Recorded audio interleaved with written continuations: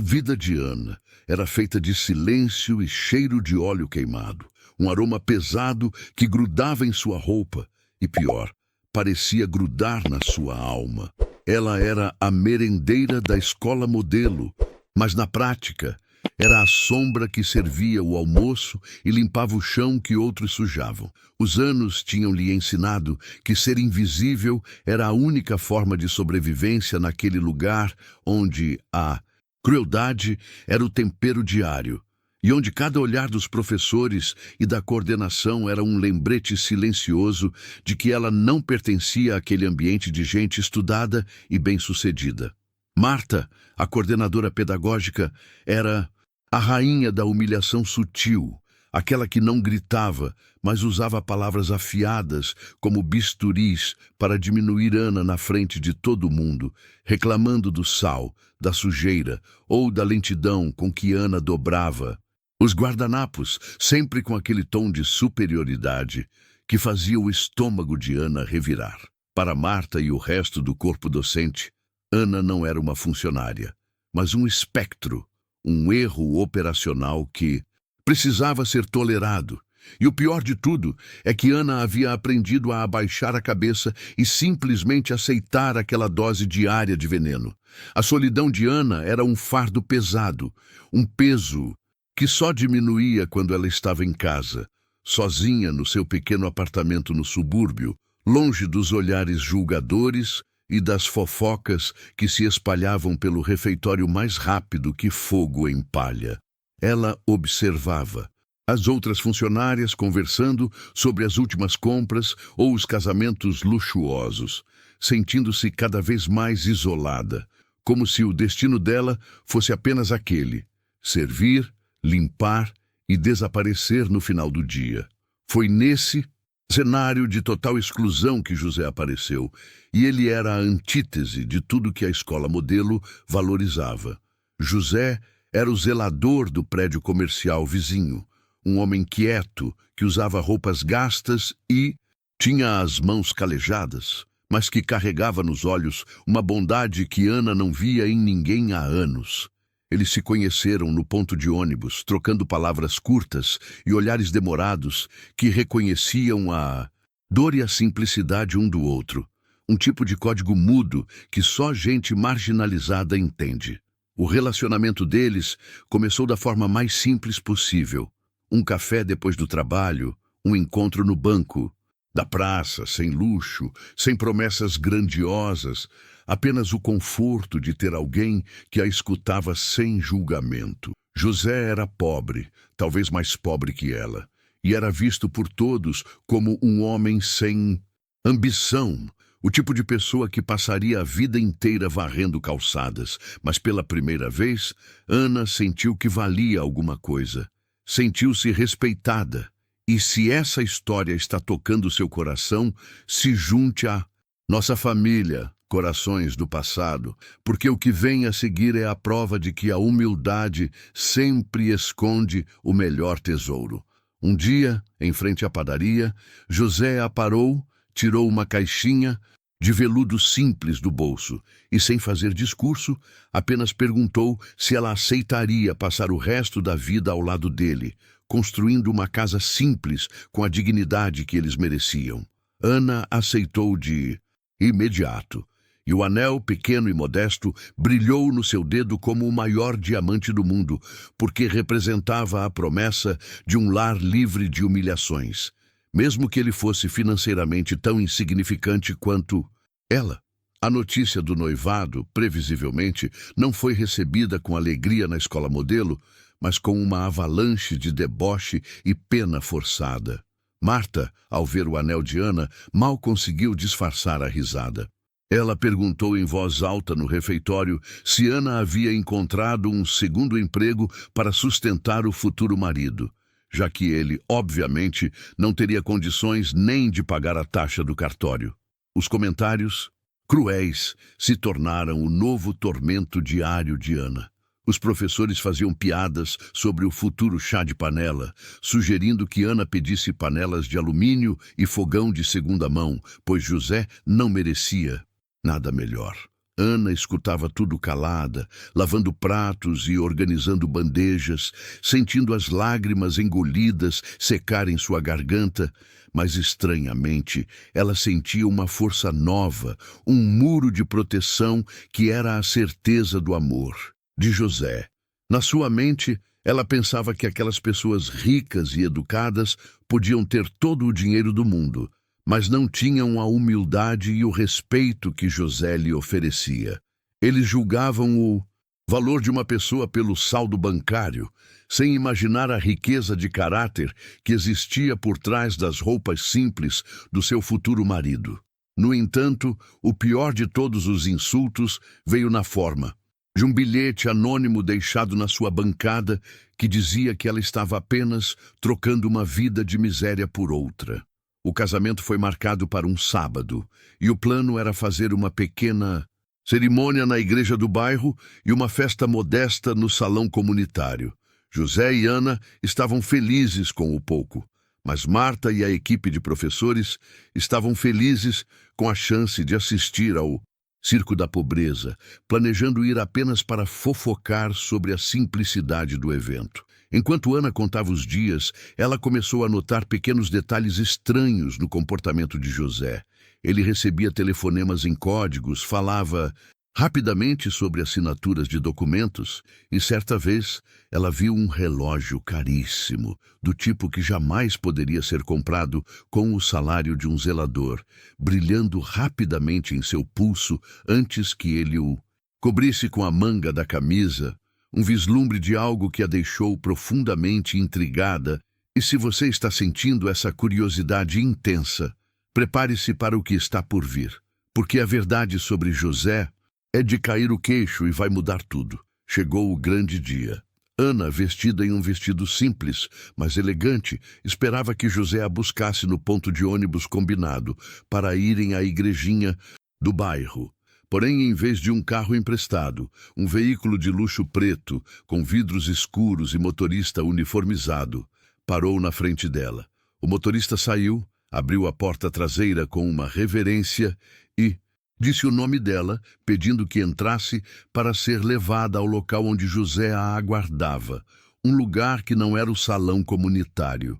Ela sentiu o coração acelerar, sem entender o que estava acontecendo, mas sabia que aquela limusine não levava à igreja do bairro.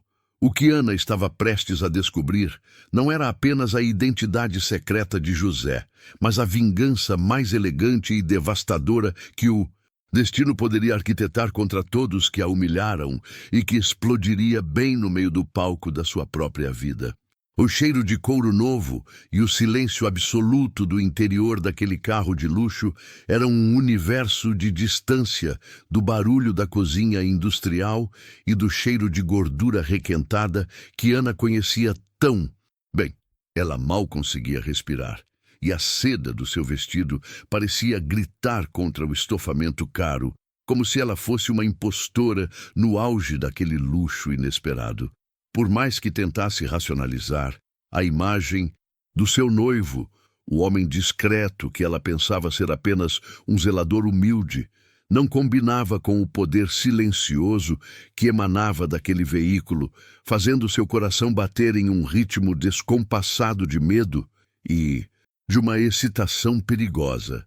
Ela tentou formular uma pergunta ao motorista, mas as palavras simplesmente falharam, presas na garganta pela solenidade daquele homem de uniforme impecável que parecia blindado contra qualquer informalidade.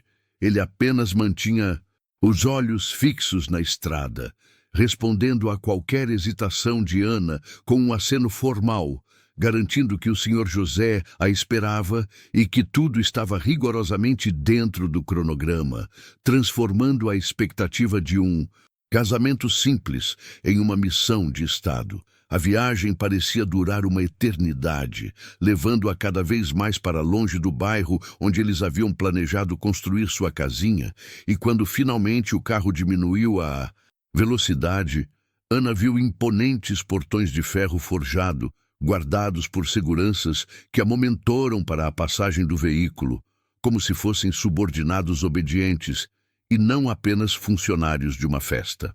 Não havia salão comunitário à vista, nem a pequena igreja de pedra.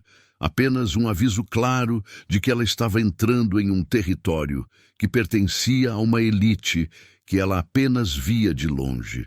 O carro serpenteou por uma longa alameda ladeada por jardins perfeitamente cuidados, um verdadeiro labirinto verde que escondia o destino final e a visão daquela perfeição natural, mantida com custos astronômicos, fez Ana apertar as mãos suadas.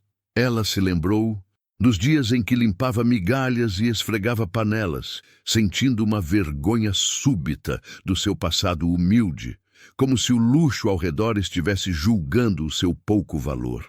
Ao longe, ela começou a ver a movimentação.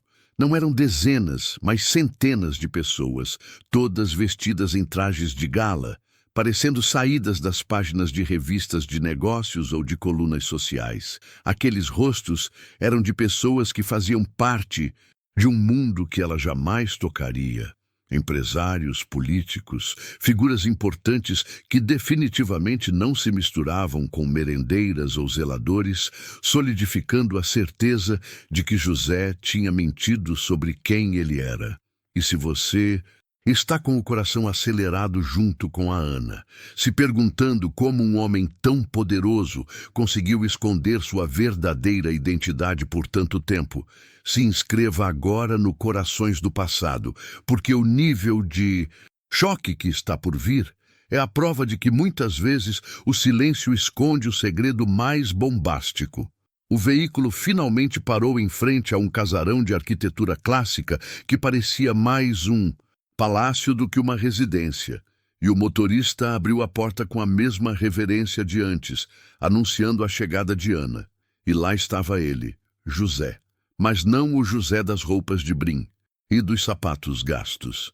Este José estava impecável em um terno sob medida, o corte milimetricamente ajustado, exalando uma aura de autoridade inquestionável, e o relógio caríssimo, que ela tinha visto uma única vez, brilhava livremente em seu pulso, não mais escondido pela manga. O novo José não apenas parecia rico, ele parecia dono de tudo, e a mudança no seu porte era instantânea e avassaladora. Ele caminhou até ela, seus olhos profundos agora carregados de uma intensidade que ela nunca tinha notado, e ao segurar sua mão, Ana sentiu que estava segurando a mão de um estranho, um homem que ela amava, mas que guardava um segredo tão colossal que ameaçava engolir a simplicidade da sua vida. Ao seu lado, ela notou que vários convidados importantes se aproximavam com sorrisos formais, cumprimentando José com uma deferência quase servil. E Ana ouvia murmúrios sobre a noiva, a mulher desconhecida que estava roubando a momento da alta sociedade. Mas a confusão de Ana ainda era maior que a dos curiosos. José, alheio ao turbilhão interno dela, guiou-a pela multidão em direção a um pátio interno, onde a cerimônia estava montada sob um arco de flores exóticas. Aos poucos, conforme avançava, Ana começou a sentir um arrepio familiar. Havia algo na simetria das colunas, algo na disposição das janelas laterais. Ela já tinha visto aquela estrutura, talvez em alguma fotografia antiga ou em algum folheto. Foi então que José parou em frente à entrada principal do pátio e olhou para ela com um sorriso que unia o amor sincero e a satisfação de um segredo bem guardado. Ele apertou sua mão e disse, com a voz baixa e firme, as palavras que fizeram o mundo de Ana girar em 360 graus. Bem-vinda ao nosso lar, minha dona, e ao lugar onde, a partir de hoje, você dita as regras, pois este e a escola modelo sempre foram meus. Neste exato momento, enquanto a verdade explodia na mente de Ana, revelando que o homem pobre com quem ela se casava era o verdadeiro e intocável proprietário da escola que a humilhava, a momento mais inacreditável se desenrolou na portaria da mansão. Marta, a professora cruel, e a diretora da escola modelo, que haviam decidido passar em frente à pequena igreja para rir do casamento miserável de Ana, perceberam o engarrafamento de carros de luxo e curiosas, decidiram seguir o fluxo até ali, apenas para dar de cara com a segurança máxima do local, a poucos metros de verem Ana, a merendeira de noiva, ao lado do homem mais poderoso que elas poderiam imaginar. E se você acha que a humilhação de Marta será pequena, é porque você não está pronto para o vendaval de vingança elegante que está prestes a começar.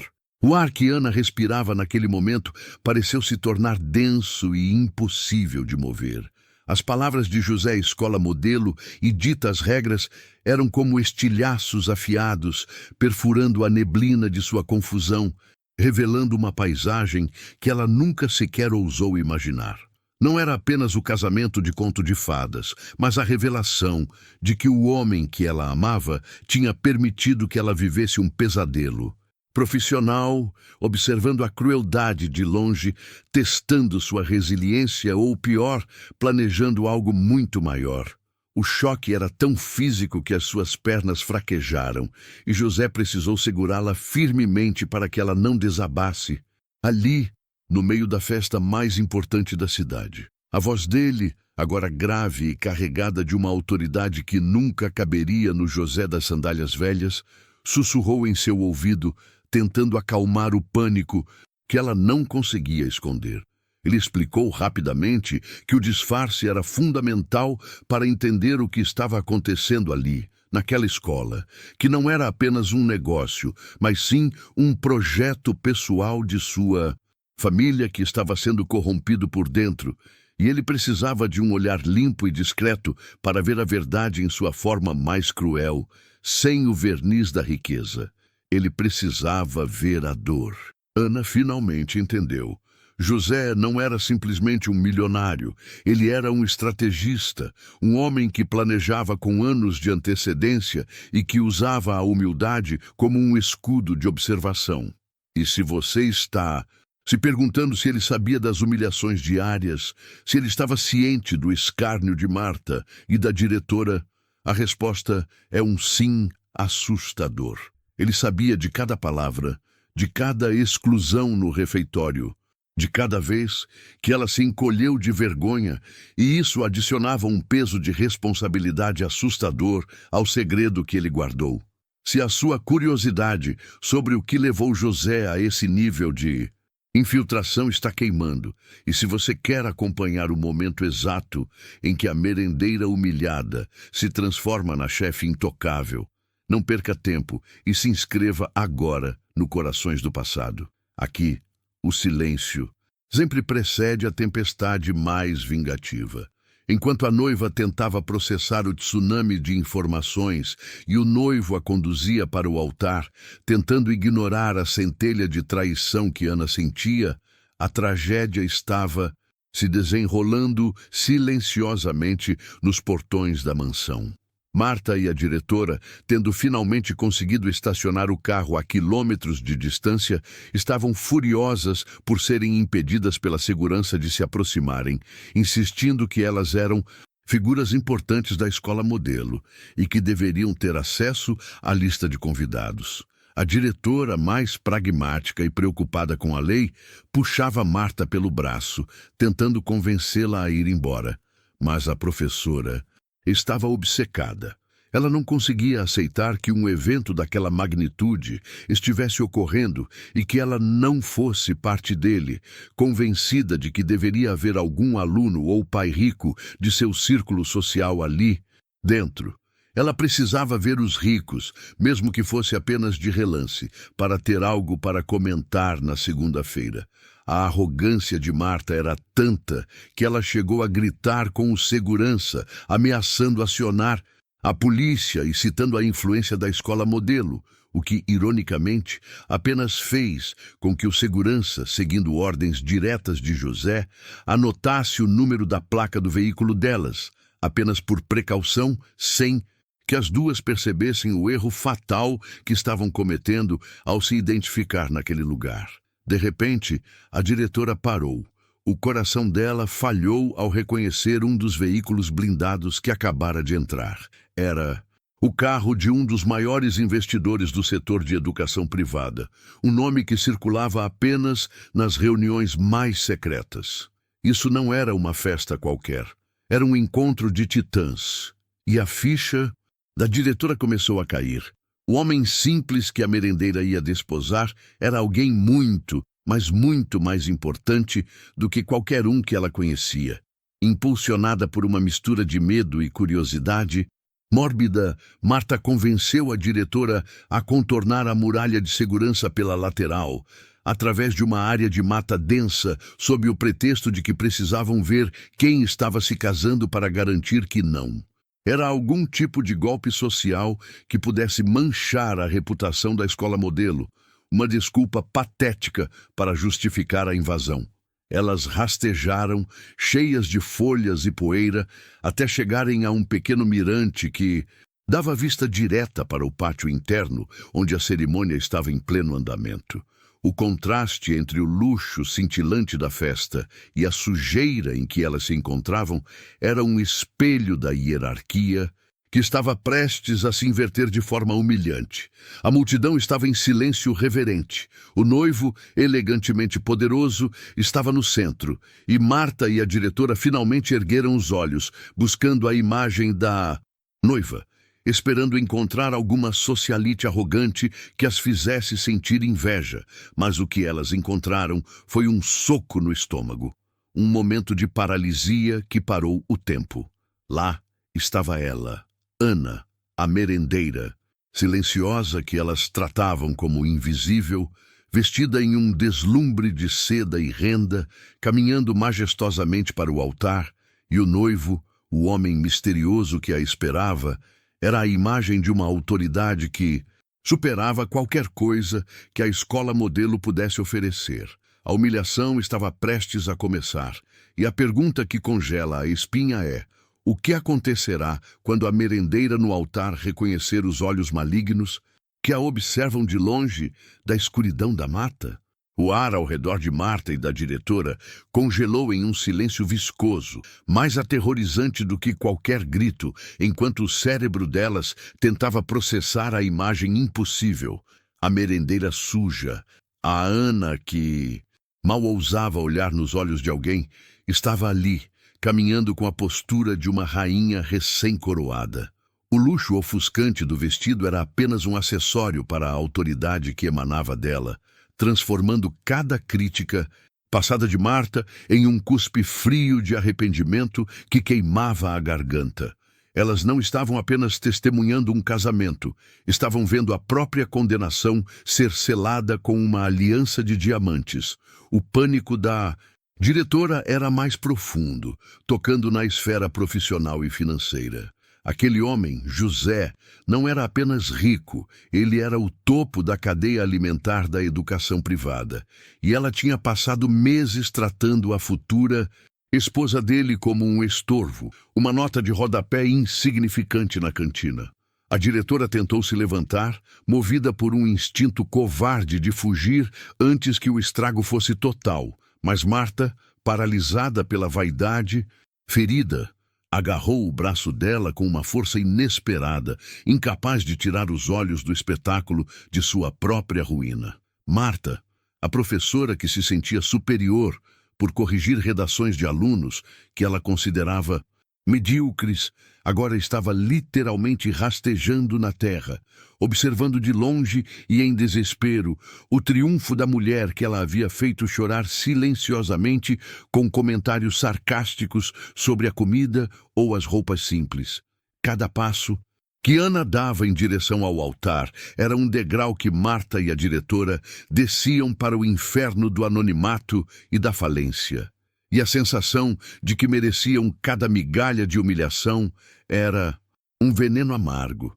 Lá no altar, José esperava, e na luz do final da tarde, a imagem do homem simples da lanchonete desapareceu totalmente. Ele era a personificação do poder sereno, de alguém que podia decidir o destino de dezenas de escolas com um aceno de cabeça, e a lembrança de como a diretora o havia despachado rudemente da cantina, tratando-o como um desocupado, colheu-a de vergonha e a fez encolher ainda mais atrás dos arbustos.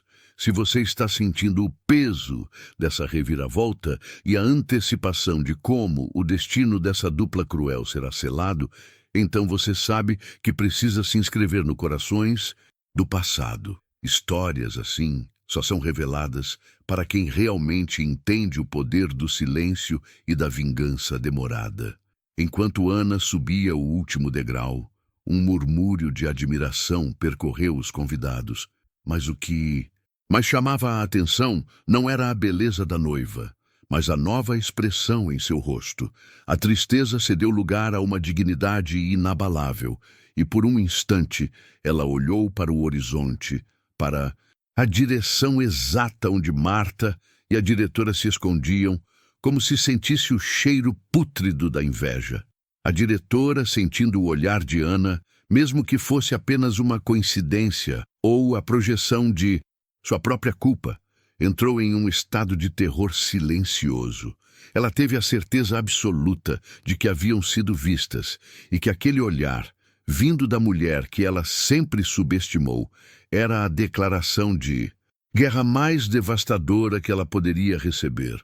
Ela tentou sussurrar para Marta que elas precisavam ir embora imediatamente antes que os seguranças de elite de José as encontrassem.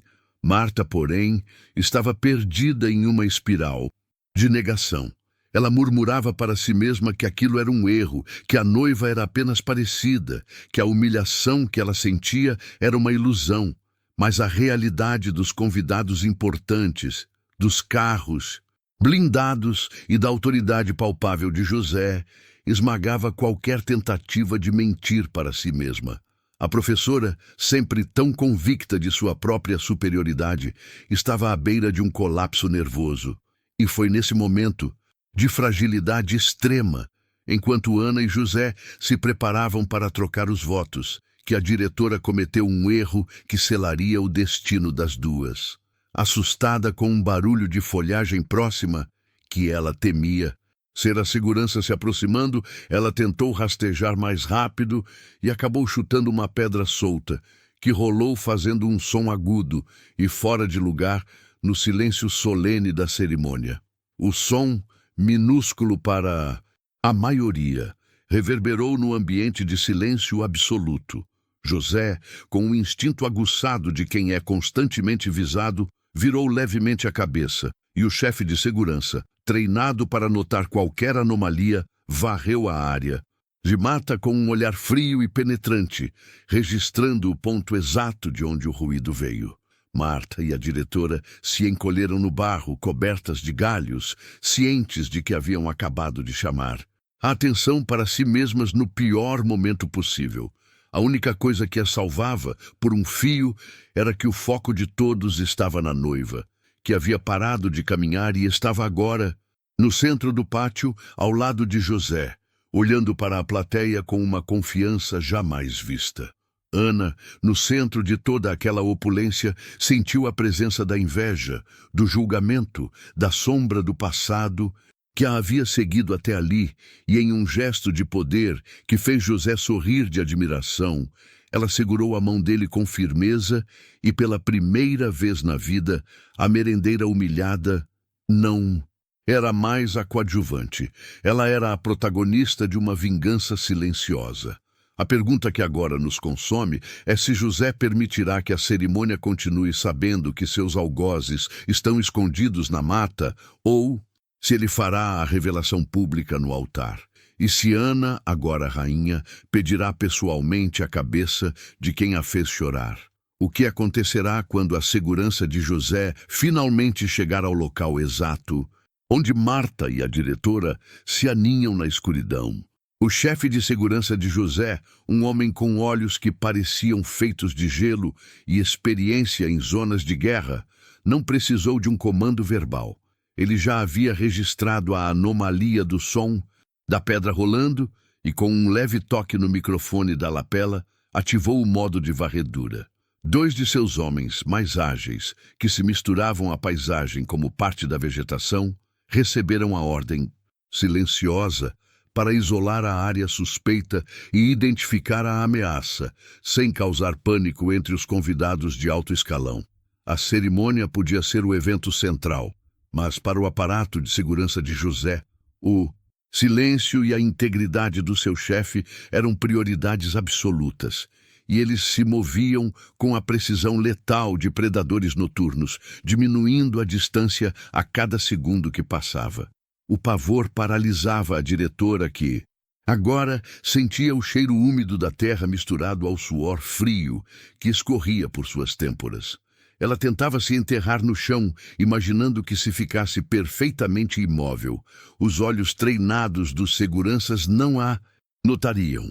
O que a torturava não era apenas o medo físico de ser pega, mas a humilhação extrema de ser descoberta naquele estado deplorável, enlameada, escondida como um rato e testemunhando o triunfo da mulher, que ela havia descartado como lixo humano.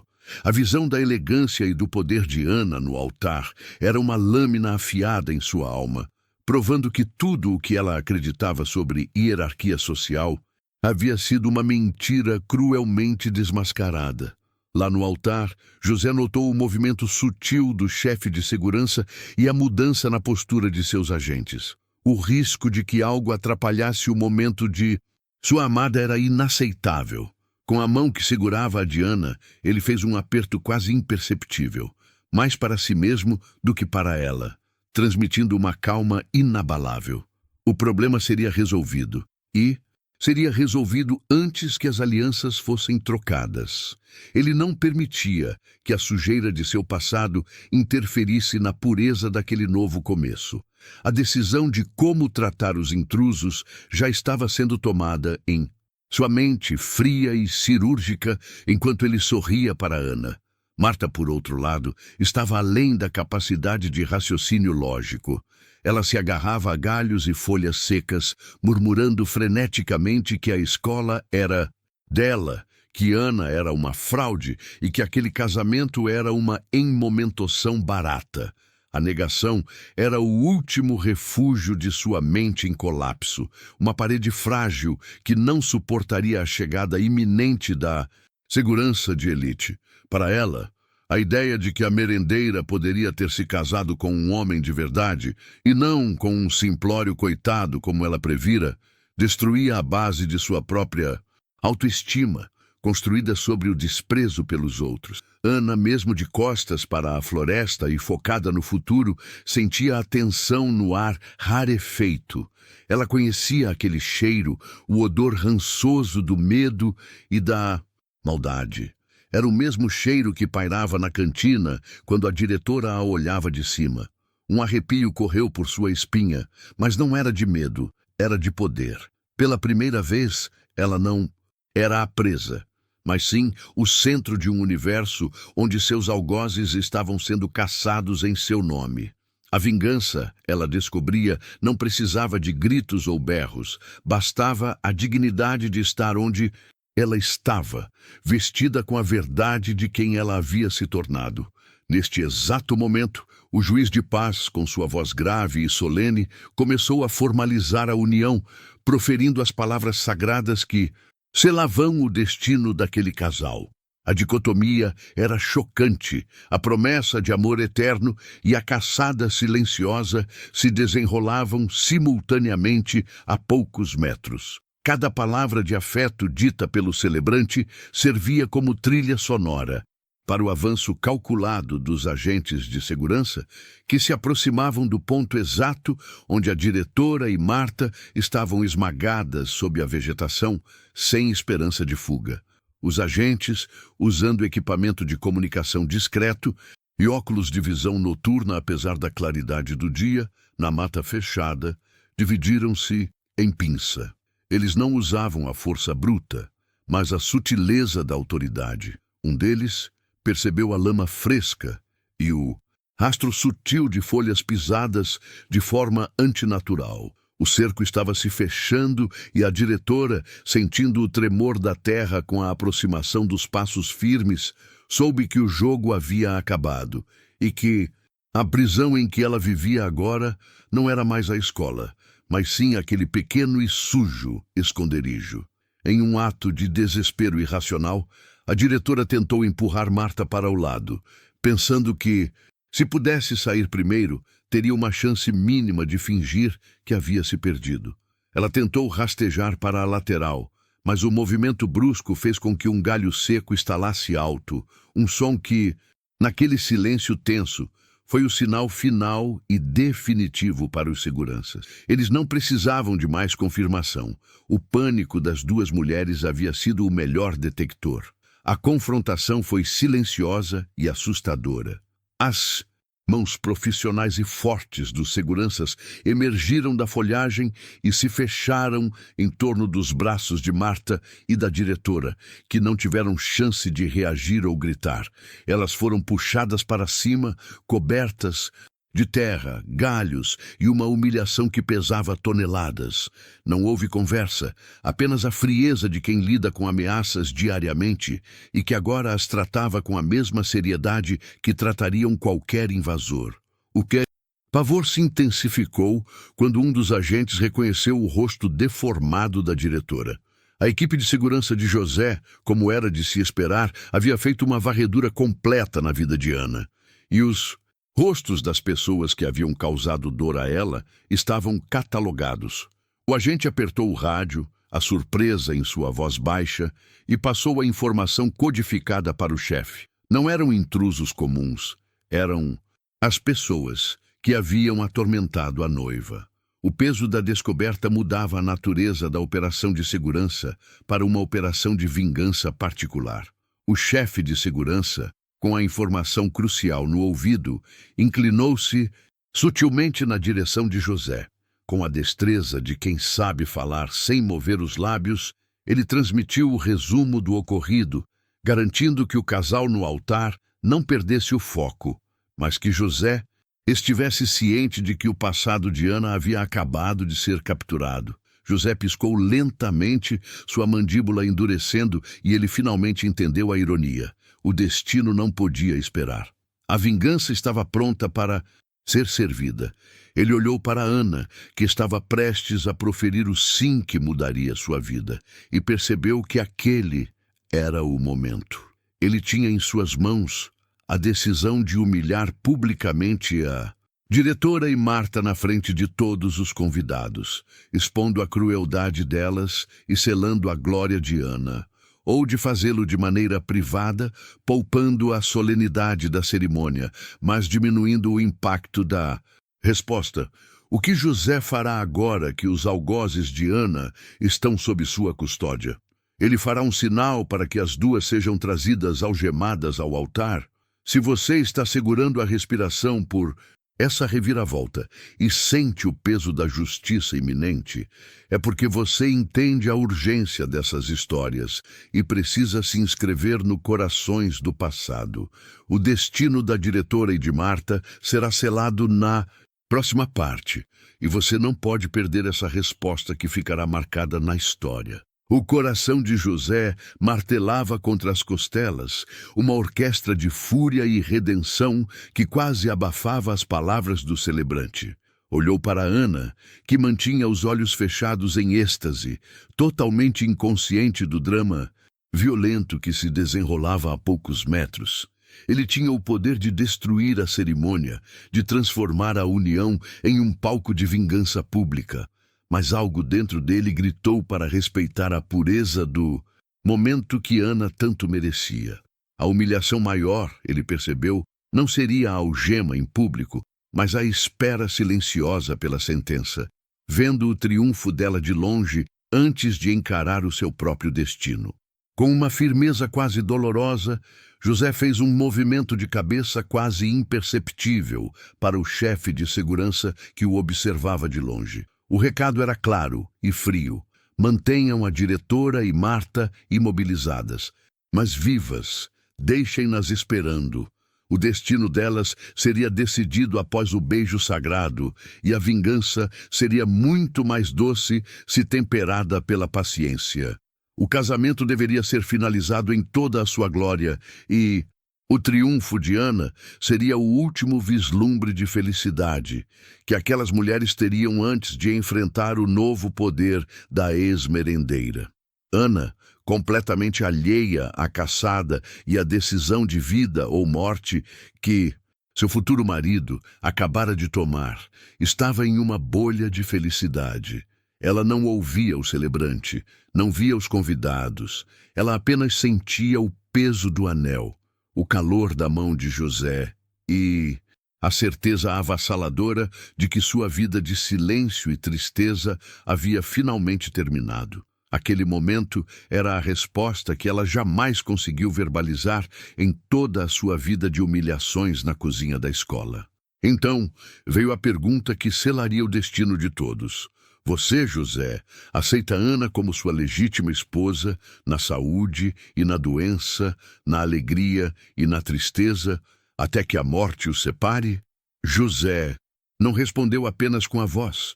Ele respondeu com a força de sua promessa de que jamais permitiria que Ana sentisse dor novamente. Seu sim saiu como um trovão carregado de amor, mas também com a determinação fria de um homem que estava prestes a limpar o passado de sua amada, custe o que custasse. Enquanto isso, escondidas e paralisadas sob a custódia dos seguranças, a diretora e Marta sentiam, em cada palavra da cerimônia, como um prego em seu caixão. Os agentes as mantinham de pé, forçadas a ouvir, com a boca coberta por uma mordaça improvisada e os pulsos amarrados com abraçadeiras de nylon, de segurança militar.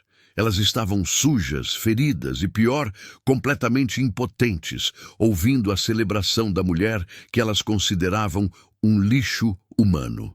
A diretora tentou se debater, mas a mão firme do agente em seu ombro era um lembrete físico de que ela não era mais a autoridade, mas sim uma prisioneira. Ela finalmente entendeu a profundidade da ruína. José não era só o dono da escola. Ele era um homem de poder absoluto, capaz de mobilizar uma operação de segurança digna de um chefe de Estado para garantir que a vingança fosse completa. O futuro que ela imaginava de volta ao poder havia se desintegrado em pó. Marta, a cruel professora que adorava ridicularizar Ana, estava em choque catatônico. O medo era tão intenso que ela não conseguia sequer chorar. Apenas as lágrimas escorriam silenciosamente pelo seu rosto enlameado. Ela ouviu o burburinho dos convidados, o tilintar de taças, e percebeu que a vida estava acontecendo feliz e exuberante, enquanto ela estava presa na escuridão, aguardando o momento em que a merendeira se transformaria em sua juíza. Finalmente a pergunta se voltou para Ana. Você, Ana, aceita José como seu legítimo esposo, na saúde e na doença, na alegria e na tristeza, até que a morte o separe? A resposta de Ana não foi apenas um sim, foi um grito de liberdade, de quem foi resgatada de uma vida de sofrimento e renasceu. Aquele sim reverberou pela clareira, e na mata escura, onde a diretora e Marta aguardavam, ele soou como o som da trombeta do juízo final. O celebrante proferiu as palavras finais, selando o casamento. José puxou Ana para um beijo que foi muito mais do que romântico. Foi a concretização da justiça. Os convidados explodiram em aplausos, mas José mantinha os olhos abertos, fitando o ponto na floresta onde ele sabia que seus seguranças mantinham o passado de Ana aprisionado. Era a hora de sair do altar e assumir o trono. Enquanto o casal descia o caminho de flores, sob uma chuva de pétalas, José sussurrou para Ana, com um sorriso de $1.000.000 no rosto. Meu amor, vou precisar de 5 minutos de sua licença. Há um assunto de negócios urgente que precisa ser resolvido antes que possamos celebrar devidamente. Ele estava calmo, mas a urgência em seus olhos era palpável. E Ana, confiando cegamente no homem que a tirou da lama, apenas acenou. Se você está na ponta da cadeira, sentindo a adrenalina da vingança que está prestes a ser consumada, é porque você entende a força destas histórias. Não perca o desfecho desse julgamento silencioso. Inscreva-se agora mesmo no Corações do Passado e venha acompanhar essa reviravolta que vai expor a maldade de quem julga os outros. José caminhou resoluto para a área mais discreta da recepção, onde o chefe de segurança esperava, frio e pronto. Sem pestanejar, José deu a ordem final, uma frase curta e cortante que selaria o destino das prisioneiras. Ele sussurrou com um sorriso gélido: "Eu quero que a minha esposa, a dona desta escola, tenha a honra de dar a sentença. Traga as duas para o meu escritório e garanta que Ana esteja lá para recebê-las. O que acontecerá agora? Que a merendeira será a juíza de seus próprios algozes." José estava a poucos metros da pista de dança, mas parecia estar em outro universo, calculando o peso e a medida da justiça que estava prestes a ser servida. Ele não era um homem cruel, mas era um homem que cumpria suas promessas, e a mais importante delas era garantir que a paz de sua esposa jamais fosse perturbada novamente. Encontrando Henrique, o chefe de segurança, José confirmou o posicionamento de cada um e certificou-se de que o escritório estaria pronto para o espetáculo particular que estava para começar, exigindo que a iluminação fosse sutil, para manter o suspense até o último segundo, transformando aquele ambiente luxuoso em um tribunal sombrio. O escritório de José não era o que as pessoas chamavam de sala de diretor. Era o centro de comando de um conglomerado, um espaço no último andar com janelas panorâmicas que davam para toda a propriedade, incluindo a escola, agora insignificante, lá embaixo. José queria que a diretora e Marta fossem colocadas de joelhos no carpete mais caro, expostas à opulência que sempre desprezaram em Ana, garantindo que a humilhação fosse total e que a falta de dignidade delas contrastasse brutalmente com o poder que elas haviam subestimado. Havia uma calma gélida em José enquanto ele ajustava os detalhes, como um maestro preparando o golpe final de uma sinfonia devastadora, sabendo que cada minuto de sofrimento de Ana seria pago com juros naquela sala. Ele não precisava gritar nem se exaltar. Sua voz era baixa, mas carregada da autoridade de alguém que detém todo o controle. E o recado final para Henrique foi direto: a decisão de como tratar essas pessoas é dela, e não nossa. E se Ana quiser vê-la sofrer, nós apenas garantiremos que isso aconteça. Enquanto José supervisionava o palco da retribuição, Ana estava sendo puxada para longe dos abraços e brindes, com um dos seguranças de José a guiando, gentilmente para fora da festa, sob a alegação de que o marido precisava dela para um assunto urgente.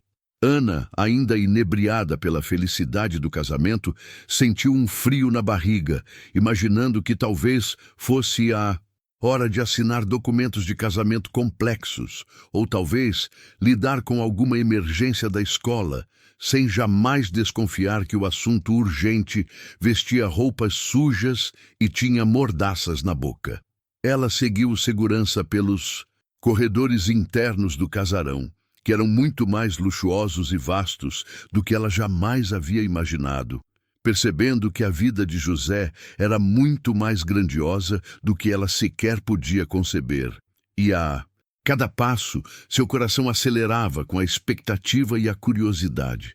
Essa jornada, para Ana, era como atravessar um portal, deixando para trás a simplicidade da merendeira para entrar, definitivamente, no universo complexo e poderoso do homem que ela havia escolhido amar, e a única coisa que a guiava era a confiança absoluta em seu esposo. Se você está sentindo esse nó na garganta, essa ansiedade de ver a merendeira finalmente tomar as rédeas do próprio destino, não se esqueça de clicar no botão de inscrição.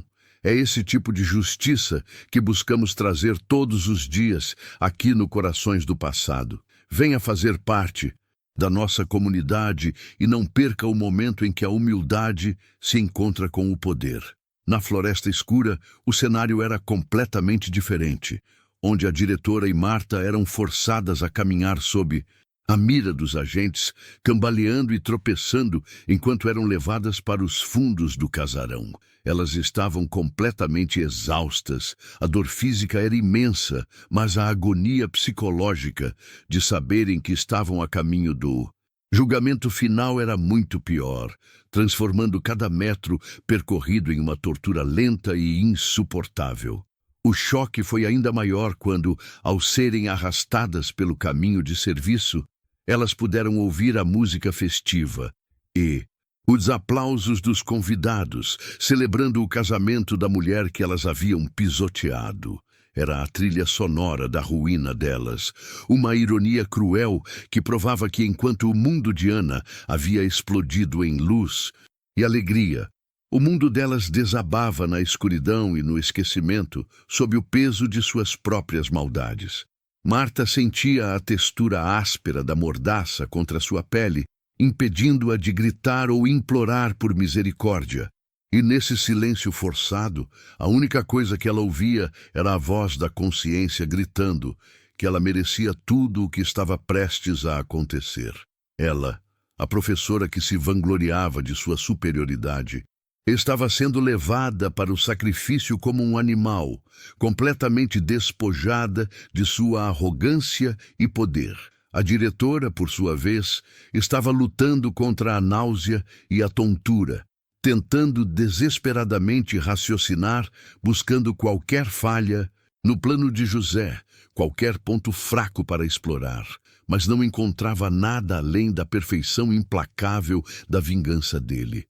Aquele homem não estava brincando. Ele havia executado a retaliação com uma precisão militar e agora elas eram meros peões no jogo de poder de uma merendeira recém-casada. Finalmente, elas foram empurradas para dentro do escritório, caindo de bruços no carpete macio e caro, sendo rapidamente reposicionadas de joelhos pelos agentes de segurança, com os pulsos ainda amarrados e as mordaças fixas. O ambiente era imponente, cheirava a madeira polida e poder, e a diretora e Marta entenderam que aquele era o lugar onde todas as decisões que as afetavam eram tomadas, e que elas jamais estiveram sequer perto de tocá-lo. A porta se abriu novamente e Ana entrou ao lado de José, e por um momento ela não viu nada além de duas silhuetas sujas no canto do vasto escritório. E seu coração disparou com a confusão, perguntando-se quem seriam aquelas pessoas amarradas e por que José a havia trazido para presenciar aquilo. Foi então que José, com um sorriso que não chegava aos olhos, caminhou lentamente até a mesa. Estendeu a mão para um interruptor de luz dourado e, num movimento calculado, inundou a sala com uma luz branca e fria que revelou o rosto chocado e enlameado de suas algozes. O que Ana fará agora que tem o poder de decisão sobre a vida das pessoas que a destruíram? O veredito final está prestes a ser proferido e você não pode perder. Ana não conseguia respirar, e a visão da diretora e de Marta sujas, com a maquiagem escorrida e o terror estampado nos olhos, era tão avassaladora que por um segundo ela pensou que fosse desmaiar, ali mesmo, no meio do escritório luxuoso, diante daquele quadro dantesco de retribuição. Não era ódio o que sentia, mas uma onda de choque que misturava a dor antiga com a realização brutal do presente. Vendo que o ciclo de humilhação finalmente se quebrava diante de seus olhos, de uma forma que nem nos seus sonhos mais selvagens ela teria ousado imaginar, sentindo-se estranha por presenciar a fragilidade de quem sempre se mostrou indestrutível. Todas as vezes em que foi ignorada na fila do refeitório, todos os comentários sarcásticos sobre sua roupa simples e o cheiro de comida que ela carregava consigo, tudo isso veio à tona com a força de um maremoto, e ela sentiu o peso da história de sua vida caindo sobre os ombros das duas mulheres ajoelhadas no chão, percebendo que a verdadeira derrota delas era o fato de que Ana não sentia mais nada além de pena e um cansaço profundo.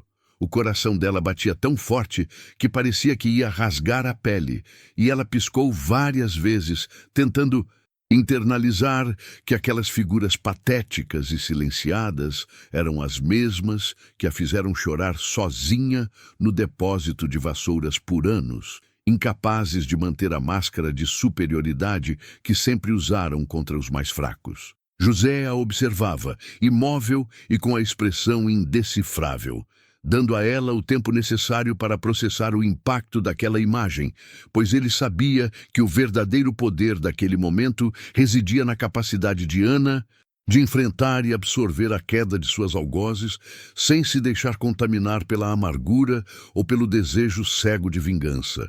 Ele era o executor da justiça, mas ela era o juiz, e a decisão final, o sabor daquele triunfo, pertencia inteiramente à mulher que ele havia escolhido para ser sua esposa e a verdadeira nova dona de tudo. A diretora tentou mover a cabeça, balançando-a de um lado para o outro em um sinal desesperado de negação e súplica, e seus olhos imploravam, tentavam se conectar com Ana, como se fosse possível, naquele estado de degradação, reverter anos de crueldade com um simples olhar, de desespero e um pedido mudo de perdão.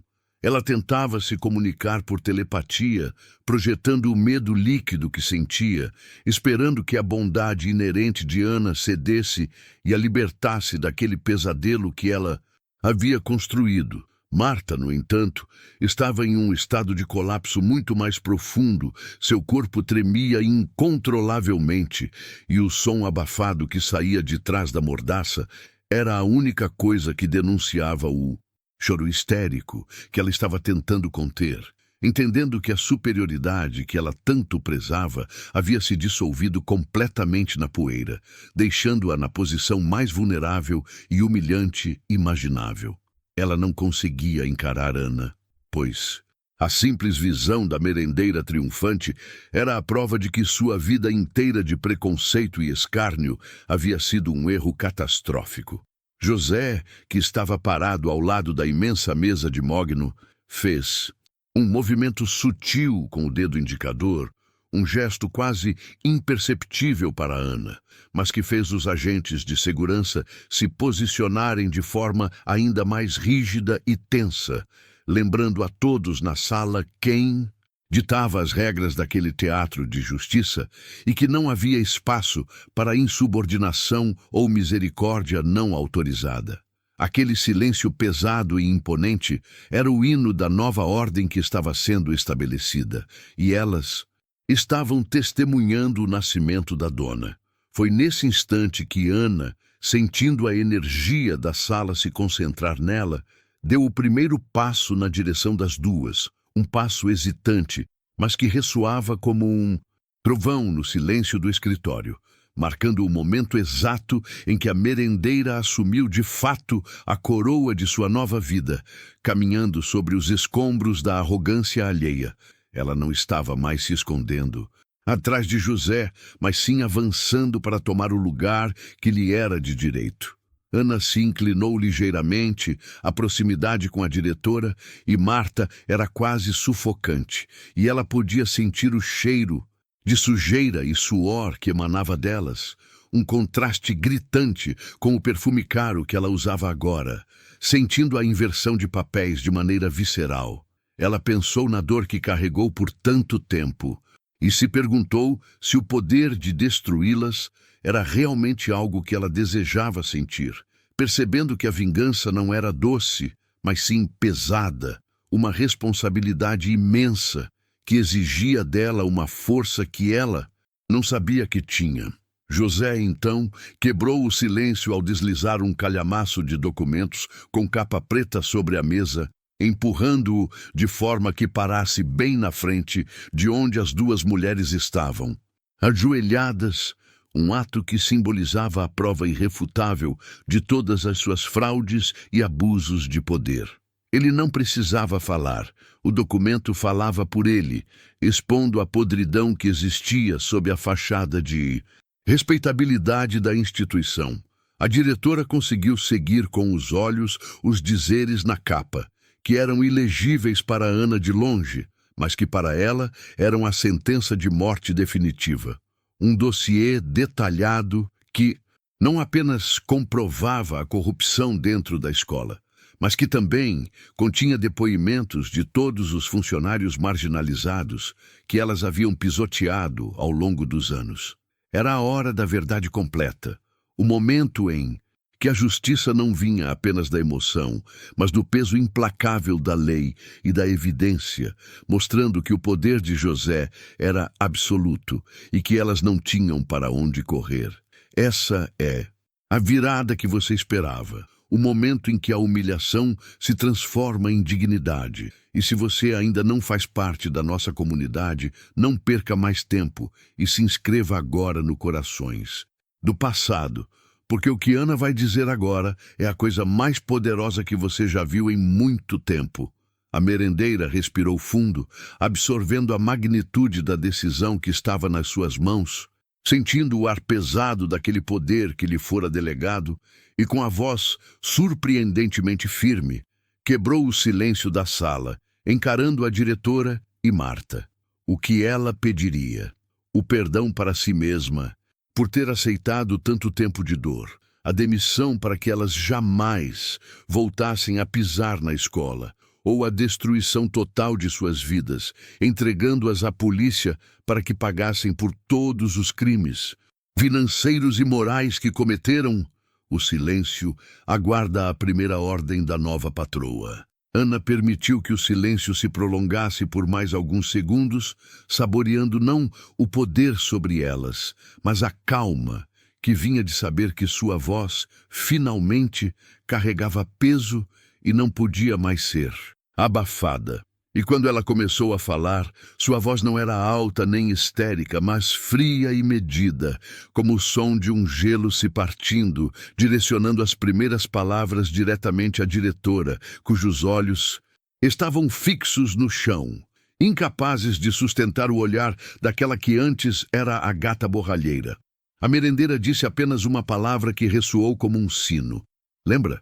Ela não precisou especificar o que a diretora deveria lembrar, porque a memória das humilhações diárias, dos olhares de nojo e dos comentários venenosos sobre seu cheiro de gordura e o uniforme surrado inundaram a mente da mulher ajoelhada, que via agora a exata imagem de Ana, simples e digna, pairando sobre ela como um fantasma do passado que havia se materializado em forma de juíza, percebendo que cada zombaria insignificante havia se acumulado em uma dívida gigantesca que estava prestes a ser cobrada. Ana deu mais um passo à frente, quase tocando o ombro da diretora, e continuou com aquela voz baixa e assustadoramente controlada, questionando como uma mulher que se dizia líder educacional podia desprezar tanto a dignidade humana, tratando a cozinha, o coração de qualquer escola, como um lugar de lixo, e seus funcionários como insetos dispensáveis, esquecendo que eram justamente aqueles braços que serviam, limpavam e sustentavam a base invisível daquela instituição que ela tanto prezava apenas pela fachada. A seguir, Ana desviou o olhar para Marta, a professora que parecia ter prazer em inventar apelidos e disseminar fofocas cruéis sobre a vida simples da merendeira. E ali, o tom de Ana adquiriu uma ponta de aço, pois ela perguntou a Marta se a ironia da situação não era um pouco demais para suportar, já que a professora, que se gabava de ensinar moral e ética para jovens, estava agora ajoelhada, implorando em silêncio por uma misericórdia que ela própria jamais demonstrou a qualquer ser humano que considerasse inferior. O olhar de Marta era uma mistura perturbadora de terror e ódio reprimido, e ela tentou erguer o rosto para responder, talvez para implorar por seu emprego ou dizer que não era bem assim. Mas José fez um leve movimento de cabeça na direção dela, um aviso silencioso e potente que a fez recuar imediatamente, engolindo qualquer palavra de defesa, entendendo que o poder de José era o que dava a Ana a autoridade para decidir sobre seu futuro e que qualquer insubordinação seria o último erro que cometeria na vida. Ana percebeu a tensão no corpo de Marta e sorriu de maneira sutil. Um sorriso que não era de escárnio, mas de profunda constatação, notando que, no fim das contas, a arrogância delas se baseava apenas no cargo e no dinheiro, e que sem aquela fachada institucional, elas eram apenas duas mulheres pequenas e vazias, sem qualquer reserva moral ou força interior para suportar o peso da própria condenação, provando que a pobreza de caráter era muito mais vergonhosa do que a pobreza de bens materiais. Ela se afastou delas, voltando para o lado de José, e nesse movimento ela consolidou a transição. A merendeira não estava ali para humilhar, mas para julgar, e a dor que ela buscava infligir não era física, mas sim a dor da perda de tudo que lhes dava o direito de pisar nos outros, a perda do status, do respeito forçado e da falsa dignidade que haviam construído sobre a miséria alheia. A diretora arriscou uma fala, a voz rouca e baixa, tentando implorar que Ana considerasse os anos de serviço e a reputação da escola, mas Ana a cortou sem olhar para trás, dizendo que era exatamente a reputação da escola que estava em jogo e que a podridão debaixo do tapete não seria mais tolerada e que o serviço delas era o que havia tornado o ambiente tóxico e injusto, e que por isso a punição deveria ser exemplar. E foi ali, naquele instante de silêncio absoluto, que Ana, sentindo a força de todas as merendeiras, porteiros e auxiliares de limpeza humilhados, proferiu seu primeiro veredito de maneira clara e fria.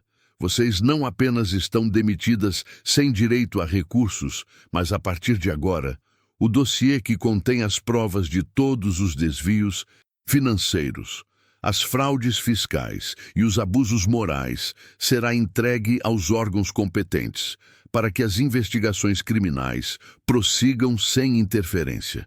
Se você está sentindo a emoção dessa virada de jogo e a justiça finalmente lavando a alma da Ana, faça um favor a si mesmo e se inscreva agora no Corações do Passado, porque a queda dessas duas ainda está longe de terminar, e eu preciso que você veja o que vai acontecer quando o nome delas aparecer na manchete do jornal. A diretora desabou em lágrimas silenciosas, o som sendo absorvido pelo carpete grosso, entendendo que a prisão e o escândalo financeiro seriam a menor de suas preocupações, pois a vergonha pública e o fim de suas carreiras respeitáveis seriam a tortura mais lenta e dolorosa, um castigo infinitamente pior do que a demissão que ela tanto temia.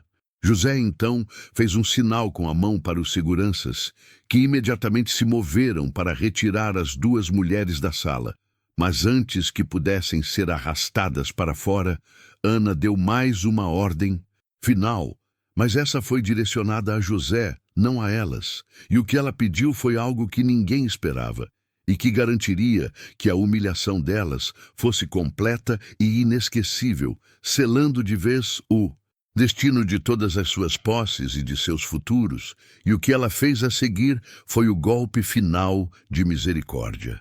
José, o homem que sempre foi a discrição em pessoa, apenas assentiu, esperando a ordem que Ana ia proferir, entendendo que este não era um momento de negócios ou de estratégia legal, mas sim de justiça poética, de acertar contas que haviam se acumulado por anos sob a forma de bandejas sujas e olhares de desprezo. E ele sabia que a punição mais dura que ela poderia infligir não era a demissão, mas sim a perda imediata de todo o status que elas usavam para se sentir superiores. E foi então que Ana se virou para ele com a voz baixa o suficiente para que apenas José e as duas mulheres ajoelhadas pudessem ouvir. E ela pediu algo que fez a diretora levantar a cabeça em pânico súbito, um terror que superava o medo da prisão. Ela pediu para que José garantisse que nem um centavo fosse sacado das contas bancárias delas a partir daquele minuto, ativando imediatamente o bloqueio judicial de todos os bens e ativos, alegando risco de fuga e destruição de provas. Não era apenas sobre o dinheiro que elas haviam desviado da escola, mas sobre todo o patrimônio pessoal, as economias de uma vida, o saldo para pagar as parcelas dos carros de luxo e as mensalidades dos clubes caros. Tudo seria congelado por uma ordem judicial de emergência que José já havia preparado e que seria ativada com um simples clique no celular, transformando as vidas financeiras delas em ruínas instantâneas, uma condenação muito mais rápida do que a pena de detenção. Marta gritou, mas foi um grito abafado, de fúria e desespero, percebendo que em questão de segundos ela passava de uma professora influente e respeitada para alguém que não teria sequer dinheiro para pagar a gasolina para voltar para casa, experimentando pela primeira vez a pobreza real que ela tanto zombava nos corredores da escola. E a ironia dessa situação apertava o peito de Ana com uma satisfação fria e calculada. Mas Ana ainda não estava satisfeita com a punição, pois ela precisava que a humilhação fosse visual e imediata. E ela olhou para os seguranças, mas falou com José, pedindo que eles garantissem que Marta e a diretora sairiam da escola da mesma forma que Ana sempre chegava para trabalhar, apenas com a roupa do corpo e sem qualquer pertence que pudesse simbolizar seu poder ou riqueza. Os seguranças entenderam o recado e começaram a revistar as bolsas delas ali mesmo, na frente de José e Ana, retirando celulares de última geração, chaves de carros importados e qualquer objeto de valor que pudessem usar para se comunicar com advogados ou tentar escapar da situação, esvaziando o conteúdo de suas vidas como se fossem apenas lixo descartável. Um ritual de despojamento que era doloroso de assistir. Ana observava tudo com uma calma perturbadora, lembrando-se de quantas vezes elas a fizeram revistar sua bolsa antes de entrar no refeitório, desconfiando que a merendeira pudesse estar roubando um pedaço de pão ou um guardanapo. E agora, no maior escárnio da vida, eram elas que estavam sendo despidas de seus pertences mais preciosos, tendo a hipocrisia de seus padrões morais esfregada na cara delas sem piedade. A diretora e Marta foram literalmente arrastadas para fora da sala, sem poder dizer mais nada, os rostos inchados pelo choro e pela vergonha, deixando para trás não apenas seus empregos e a dignidade, mas também a fantasia de que eram intocáveis. Um espetáculo de miséria humana que serviu de lição para todos os que ousaram julgar a merendeira pela aparência. Se você está aqui, sentindo o arrepio da vingança, sendo servida fria e perfeitamente calculada, e admirando a força silenciosa dessa mulher que se recusou a se curvar, mostre seu apoio a Ana, se inscrevendo agora mesmo no Corações do Passado, porque o que vem a seguir é a parte mais difícil. O dia seguinte, quando a escola acordar sem suas antigas donas. Quando o barulho cessou e a porta da sala da diretoria foi fechada. Restou apenas o silêncio pesado e a presença de Ana e José. E Ana sentiu um alívio profundo, mas não de alegria estrondosa, e sim de exaustão, como se finalmente tivesse conseguido respirar. Depois de anos segurando o ar, enquanto limpava pratos sujos e engolia humilhações diárias, José se aproximou dela, não para parabenizar a vingança, mas para oferecer conforto, e disse que a partir daquele momento, a escola não era mais um lugar de dor, e sim o novo lar da justiça que ela merecia, e que a tarefa agora seria reestruturar tudo para que nunca mais a arrogância tivesse espaço ali, fazendo da escola Recanto da Paz um lugar que honrasse seu nome. Mas Ana ainda tinha um último pensamento sobre a situação, algo que a incomodava profundamente e que ela precisava resolver para se sentir verdadeiramente livre. E ela se perguntou como seria a reação dos outros funcionários e dos alunos ao saberem que a merendeira, aquela que eles viam como invisível, estava agora no comando de tudo, e se O silêncio de anos dela seria substituído por uma voz que todos seriam forçados a escutar no corredor principal. E é exatamente isso que você precisa ver no próximo bloco, quando Ana se deparar com a faxineira que sempre a ajudou e com a fofoqueira que sempre a denegriu.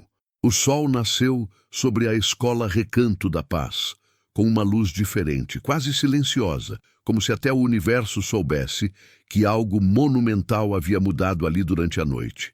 E a notícia da demissão e da ruína instantânea da diretora e de Marta se espalhou pelos grupos de WhatsApp dos funcionários muito antes de o primeiro portão ser aberto, criando uma onda de choque que misturava terror, alívio e uma fofoca tão potente que beirava a histeria coletiva. José e Ana se prepararam para o que seria o dia mais estranho de suas vidas conjuntas, e José sabia que a vingança contra a cúpula era a parte fácil, mas a verdadeira prova de fogo seria enfrentar a cultura tóxica que havia se enraizado no corpo da escola.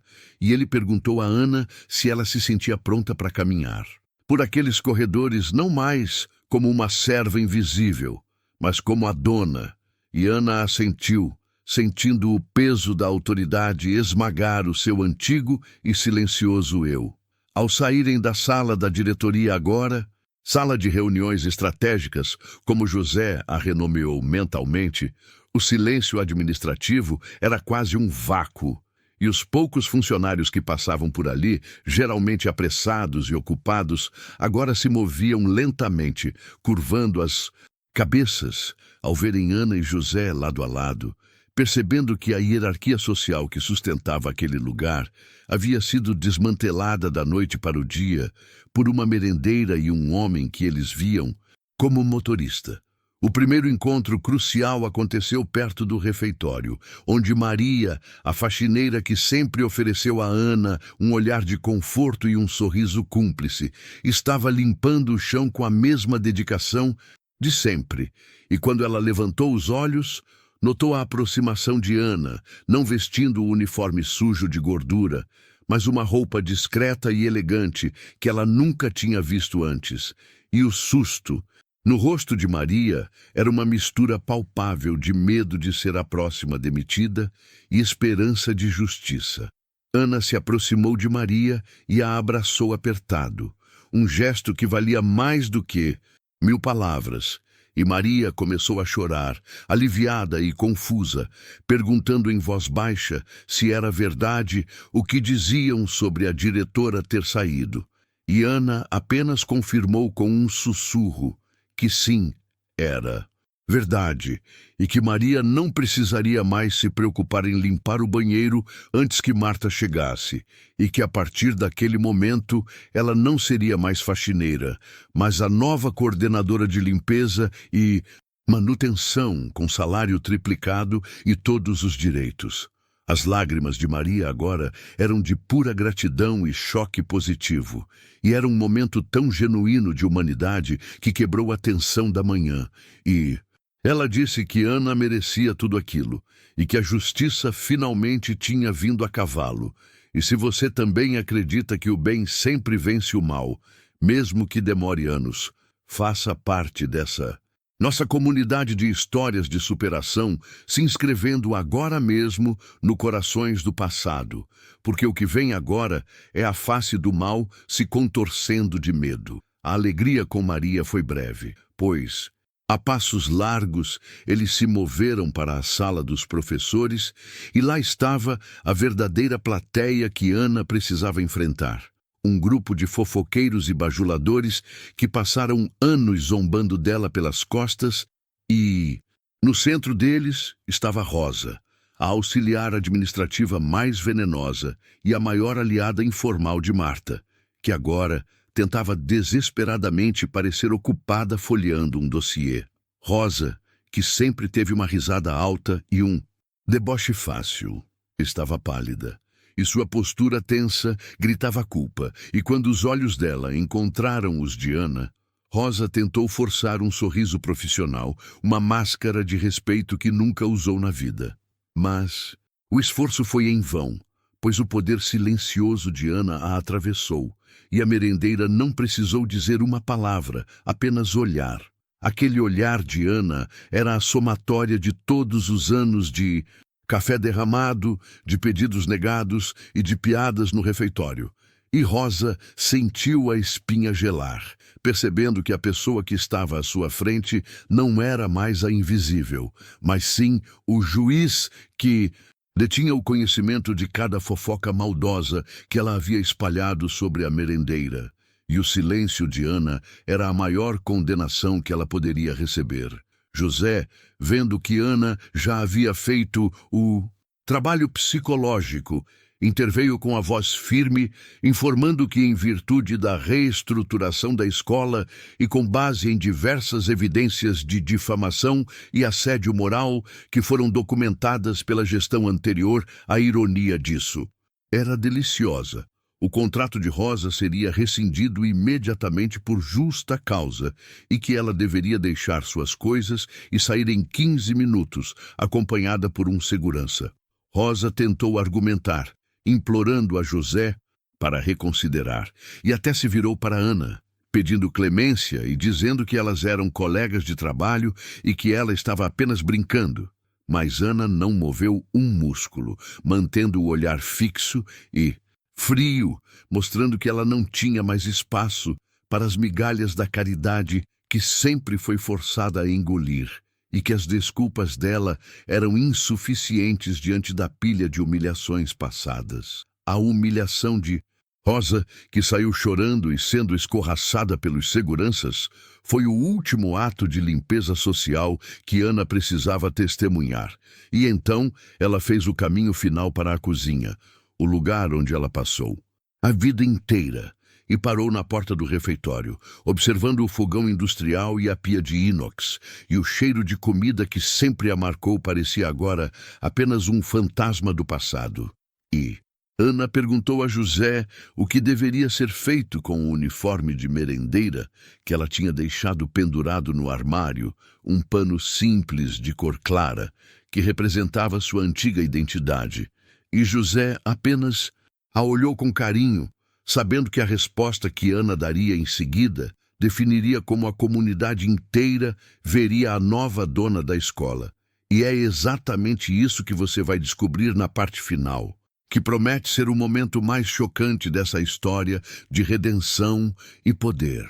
José, com aquela calma que sempre confundia os outros, aproximou-se de Ana e, com a ponta dos dedos, tocou levemente o tecido pendurado no armário, o uniforme simples de algodão que representava tantas horas de suor e silêncio, e respondeu que a decisão era inteiramente dela, pois aquele pedaço de pano não era um símbolo de vergonha, mas sim uma medalha de honra que só ela poderia carregar ou descartar, e que a nova dona da escola era livre para escolher como celebraria a sua libertação, e se ela quisesse fazer uma fogueira no pátio para queimar aquela lembrança, ele providenciaria o fósforo, ou se quisesse guardá-lo como um lembrete de sua jornada, ele providenciaria o melhor cofre.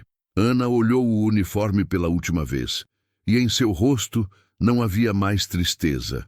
Apenas uma serenidade firme que antes era impossível, e ela disse que não faria uma fogueira, porque o uniforme era a prova de que ela entendia a escola de baixo para cima, de um jeito que nenhum diretor ou coordenador jamais entenderia, e que ela precisava daquele tecido simples como um lembrete constante de que a maior força de uma instituição está nas pessoas que fazem o trabalho invisível, e que a partir daquele momento, a cultura do desdém contra os funcionários da limpeza e da cozinha tinha acabado para sempre.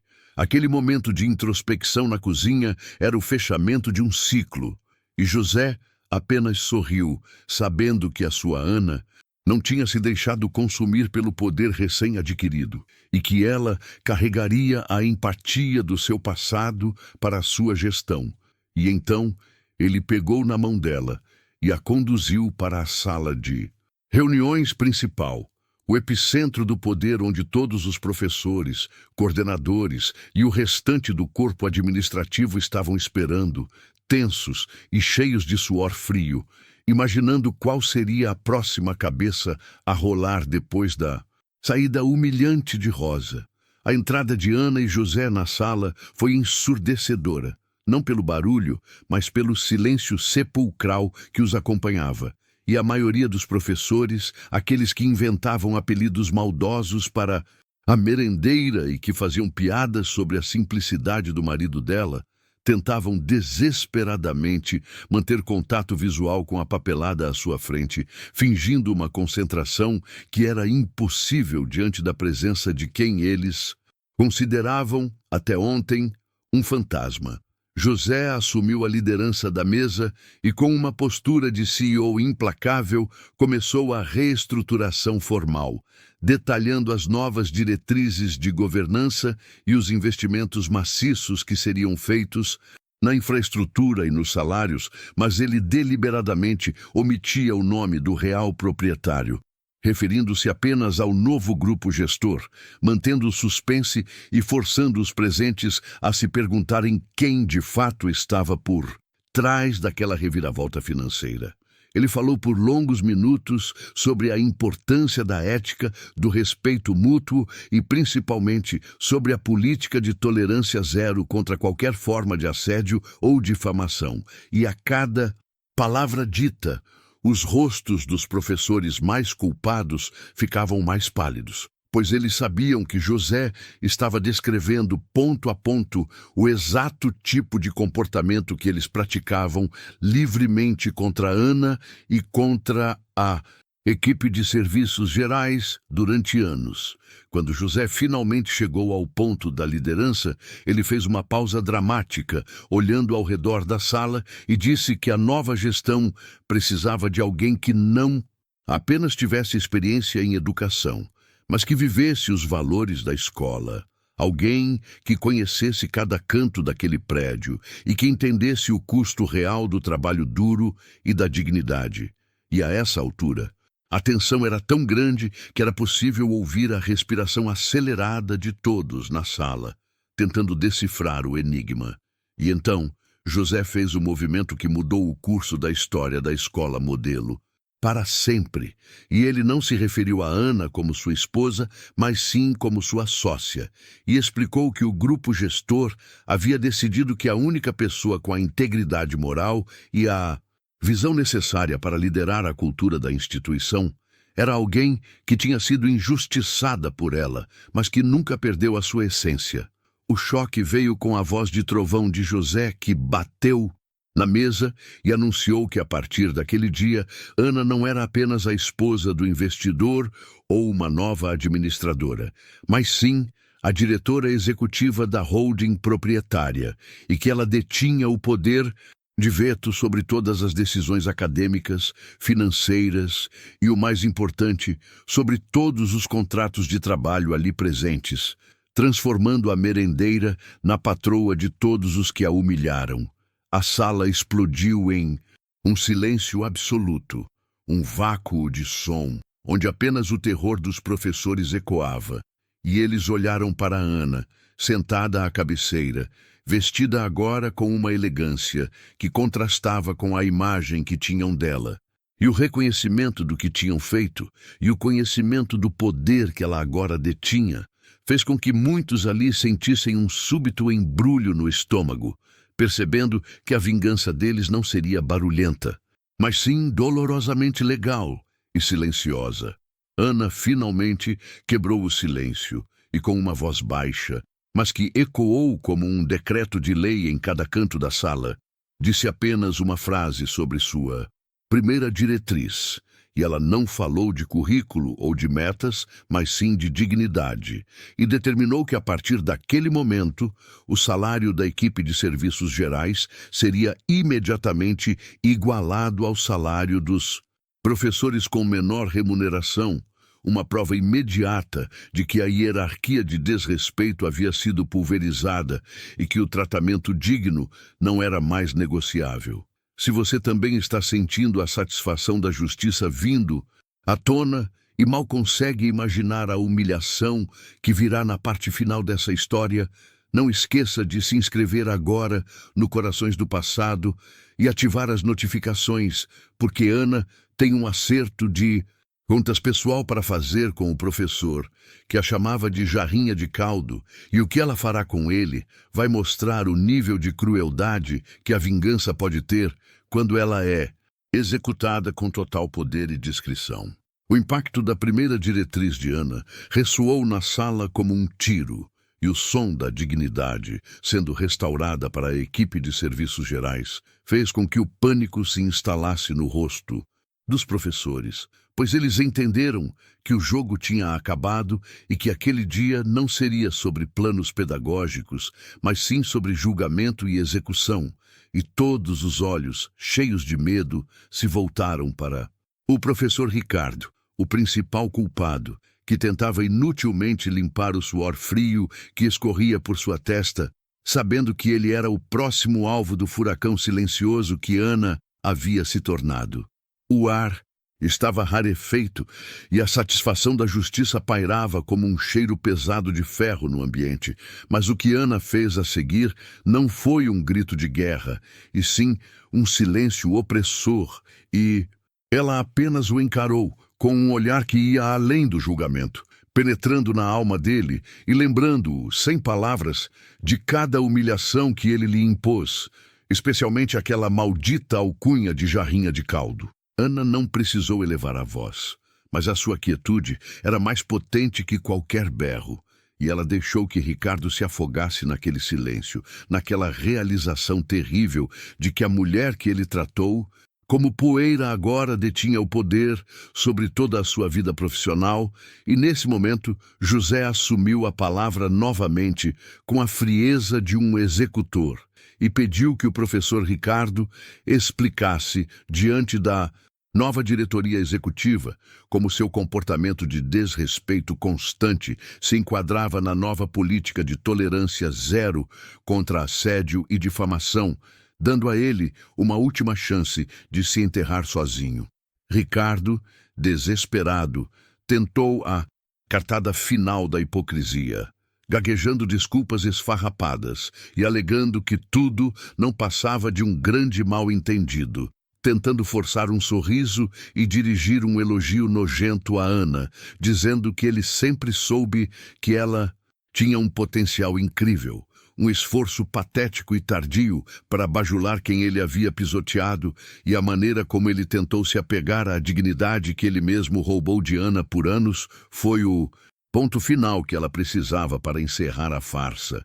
Foi então que Ana moveu o seu corpo na cadeira de CEO com a autoridade recém-adquirida e interrompeu Ricardo no meio da frase, sem gritar, mas com uma voz que cortou o ar como lâmina de navalha, e ela não falou de mágoa ou vingança, mas apenas se referiu ao parágrafo 4.1.c do novo contrato social, que tratava especificamente de rescisão imediata por quebra de conduta ética profissional, um dispositivo legal que ela, como nova dona, havia inserido pessoalmente na noite anterior.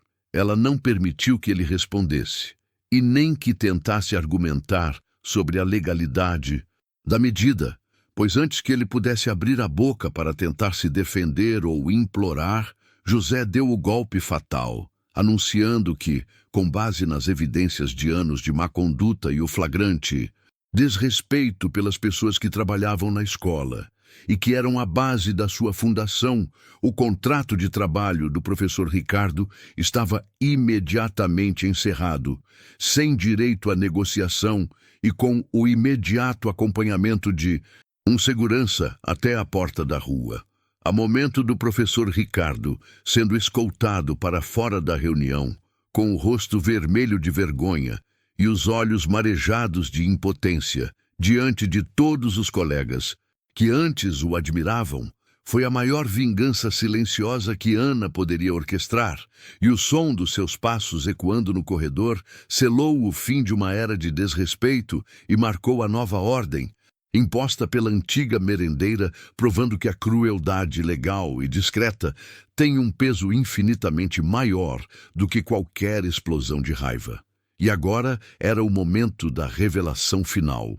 O desfecho que o título desta história sempre prometeu, porque José se levantou e olhou para todos, e finalmente, com o sorriso de um homem que esperou a vida inteira por aquele momento, ele revelou o porquê de ter assumido uma vida simples e discreta, e explicou que, sendo o herdeiro de uma das maiores fortunas do ramo educacional, ele precisava ter a certeza de que a pessoa que o amasse o amaria pelo que ele era e não pelo que ele tinha.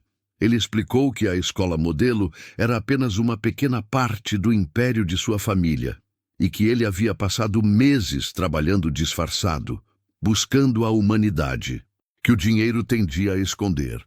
E foi em meio à simplicidade e à dignidade silenciosa de Ana que ele encontrou a esposa que procurava, uma mulher que aceitou se casar com ele, um suposto homem pobre, porque ela viu valor no coração dele e não na sua conta bancária, provando que o casamento deles era a prova absoluta de que o amor verdadeiro não se mede pelo saldo, mas sim pelo caráter.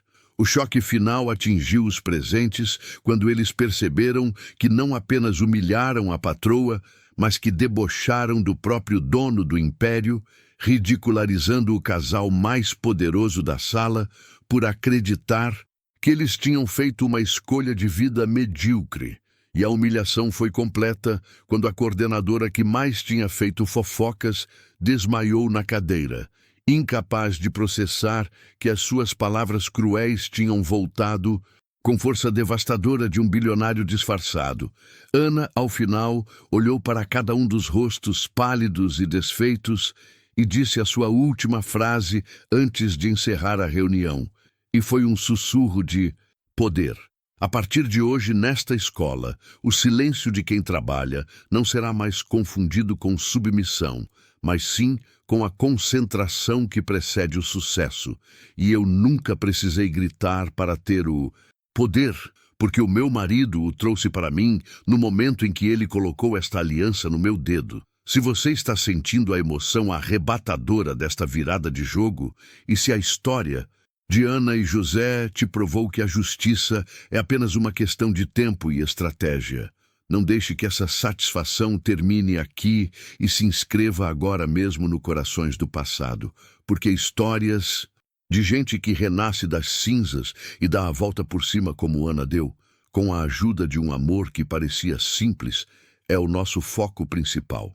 Ana e José saíram daquela escola, de mãos dadas, rumo a uma vida de poder e dignidade, e a aliança de casamento, que antes era vista por todos como o símbolo da pobreza e do azar de Ana, agora brilhava intensamente, como o maior troféu da justiça, provando para o mundo inteiro que a merendeira não apenas aceitou se casar com um homem simples, mas que ao fazê-lo, ela se tornou a rainha de tudo que um dia tentou esmagá-la, no desfecho mais épico e emocionante que você só encontraria aqui, no Corações do Passado.